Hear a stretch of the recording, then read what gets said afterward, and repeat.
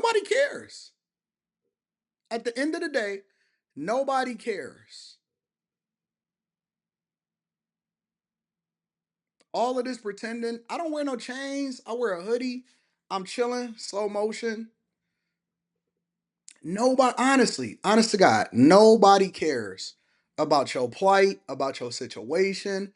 Some of y'all think that a lot of these people um are these Democrats, these Republicans is gonna come and save you. They not. Nobody is gonna save you. When you open up your legs and you decide to have children with a baby daddy, nobody is gonna come save you. Nobody is gonna fix your situation. Nobody is coming to fix it. Women advocated for equal. They gave y'all money over to the migrants. I pay an insane. Well, maybe that's not true, but y'all paying y'all paying an insane amount of money to these representatives that is going to defund y'all schools. They removing the police officers, and they gonna completely 100% ruin y'all lives. You know why? Because nobody cares. Genuinely, nobody cares. And it's so funny because as I was walking in the airport yesterday, and shout out to all of the people that kicked it with me in the airport yesterday, um, I was talking to some people off camera after I got off my recording. I'm like, man, where's all of this money coming from? Why are all of these people just taking flights and stuff like that? And what I realized is there really is a class war that's happening out here. It's a class war. And it's three different categories of people, okay? Actually, it's four, but I'm gonna stick to the three. You got the top of the top, the people that's really getting to it, right? And it's all types of millionaires. It's a difference between making $1 million a year and making $3 million a year versus making $10 million a year, making versus making $30 million a year.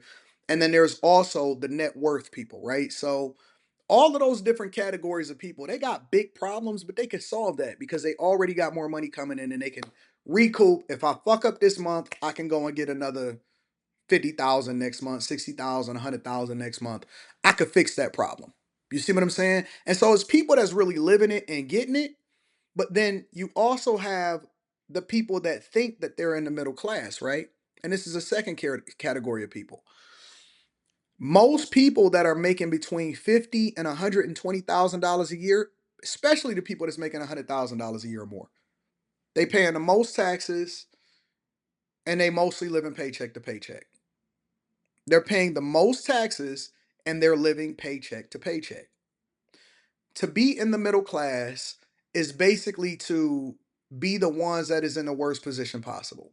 And the reason that that is because they're going to play on your feelings and they're going to play on your emotions and the things that happen to these politicians because you don't know the game, because you don't really understand that you were supposed to stay down and then leverage your assets in order to continue to make money. And then I could show you how to keep more money because it's not just about how much money you make, but instead they wanted to seem more middle class. So you ran out and you grabbed that Cadillac Escalade and you grabbed that BMW, and so while I was making millions of dollars and I was continuing to reinvest in myself so that I wouldn't have to depend on anybody for the rest of my life. And then I started showing money and I still stayed in my mom's basement. I still stayed in an apartment building where my father was the maintenance guy in order to prevent myself from having to pay any rent whatsoever. And so because we were leveraging our opportunities in group economics in order to make money and then make sure that we reinvested in ourselves while you was trying to impress people with your little $100,000 a year job, and you wasn't reinvesting back into yourself, and instead you went to buy things to impress people that don't even care nothing about you. Now you are in the position that you're in. And so what you're finding people doing is that they're complaining, they're broken, they're heartbroken, they're busted and disgusted, they don't have no money. Instead, they use their debt and they use their credit cards in order to continue to keep up with the Joneses and stuff like that. And they mad at me. And so when I sit here and I pull up my bank accounts or I show you my spending, or a lot of the bag chasers is familiar with the fact that I have 8 sources of income. Yep, I'm still in corporate America. See, I don't worry about what people think. I just keep getting to it. And they've been telling me I'm gonna fall off. They've been telling me I ain't gonna be able to keep up the pace. They telling me that I'm gonna do this. Oh man, God is gonna get me. No, God loves me. He told me yesterday. He said, Anton, I love you more than I love a lot of these people out here. I love you. I love you. You one of them ones. You one of the great ones. And so I don't answer the man, I answer the God. And the beautiful thing about that is that I'm not looking for a handout. I'm not looking for somebody to give me something. I'm not even looking for empathy. I believe that I get everything that I deserve, good or bad. It's just the hand that I was dealt. That's just what men do. We make the best out of our situation and we not tripping about it. We're not tripping about it. A lot of the bag chasers are from. I show my W 2s on the Patreon. I show my deposits on the Patreon. I show how much money I make. I show them how to also get it and leverage the same information and get it quicker than I got it. That way they don't have to go through the trial and error. They could just get straight to it if they learn the lesson. Right? I also teach people that money don't make you a better person to make you more of what you already are. Right? So you can't just get a bunch of money and then start being out here spreading your seed all wild or, busting down a bunch of chicks because you're gonna lose it just as fast as you got it. So you wishing something on me don't mean nothing because you still got to be you at the end of the day. You still got a whole bunch of debt. You still using your credit cards to go and keep up with people. You still got to do your DoorDash and then you got to bring me that food. Don't be mad at me. You still got a little nug nug over there. And just because you keep going to Tulum every other weekend, just because you keep on catching that spirit flight to the Dominican Republic and Sosua and busting down a little chick, don't mean that you're not going to have to face the consequences of your actions that come along with it. And so here's my point is that nobody seems to be broke, but everybody really are. Now, of course, we're going to disclude a minority of people because we know that some people are making better decisions. Shout out to the bag chasers. And even if you're not rich yet, even if you're not rich yet, you're trending that way because you're making better decisions. But for those of you that refuse to take responsibility because you want to get mad at me because I don't have the same level of empathy and I was born in the inner city in Detroit and I made my way out of the hood and I gave my daughter and my wife a better opportunity, you feeling some type of way about it. But guess what? Your feelings don't mean shit to us. You still you at the end of the day. And so either you're gonna wake up and go and get it, and you're gonna change your circumstances, and you're gonna stop running in the victim Olympics, because nobody cares, including me. Nobody cares. You don't spend no time inside of the library. You spending all of your time out here in these streets. You spend more time trying to get into sections and buying bottles in order to impress people, but you ain't spent no time reinvesting back into yourself. I don't give a fuck about you. I don't care nothing about your kids. Them ain't my kids. And as a matter of fact, I also tell my fellas, don't become a step crash dummy. You know why? Because that's not their responsibility to fix you. It's your problem, it's your responsibility. And the sooner that you learn in life, in corporate America, in your businesses, ain't nobody gonna go to patronize your business just because you. You gotta market, you gotta work, you gotta separate yourself from the competition. That's what life is like. That's what life is about. And the sooner that you realize that, and the sooner that you continue to remove yourself from running into victim Olympics, listen, just because you a Trump supporter don't mean that we friends. I am too. But I might be voting for him for a different reason than you. I still don't give a fuck about you. You still you and I'm still me. Maybe we can come together on certain things and maybe you can get this money and understand what I'm saying, or maybe you don't. But either way, life is still lifing. You still got to look at your debt at the end of the day. You still got to look at your situation.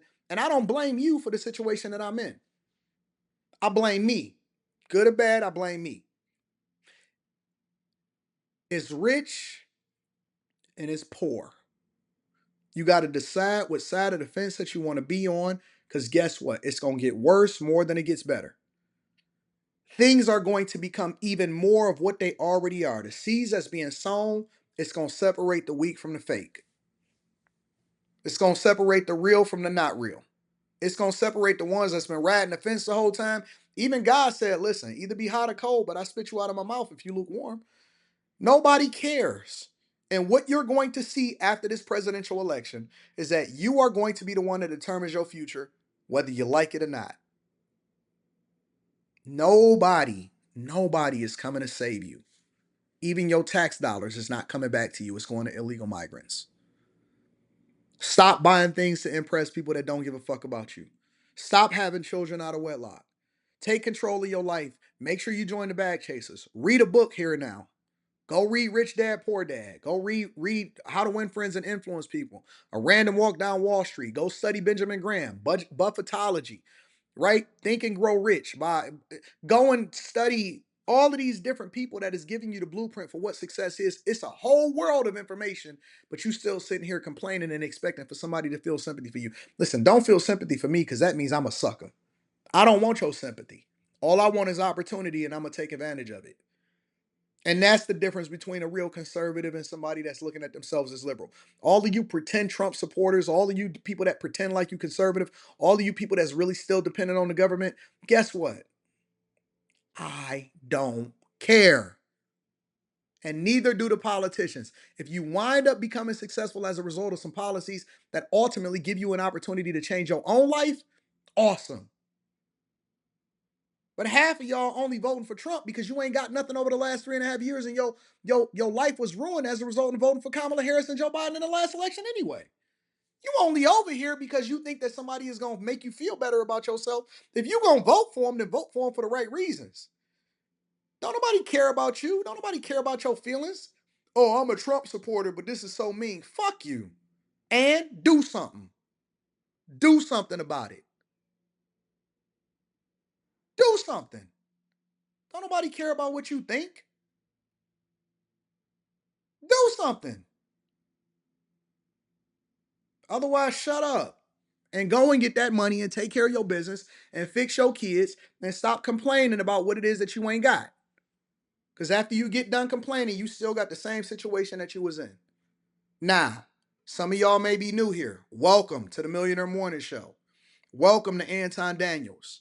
I never changed. I've been the same way the entire time. If you're just now discovering me, maybe you can see some other facets of my personality, but I play no games. We don't hold no hands over here at the Bag Chasers. I invest in my people. I give away a lot of money. I pay my tithes and offerings to the streets, and every single year I make sure that I donate to people's businesses. But I don't owe nobody nothing. And I certainly don't owe you no sympathy. Put your big girl pants on, pull yourself up by your bootstraps, and stop looking for somebody to give you a handout, and instead look for them to make a way for you to fix your own life. Wake the fuck up, because ain't nobody coming to save you. I love you. I appreciate y'all. Let me read some of these super chats and then we're going to get up out of here. Because I got business to take care of. Because guess what? Ain't nobody coming to save me either. Always whining and complaining. And I'm so tired of you grown men. Grown men. I don't like the way you talk to me. Where my belt at?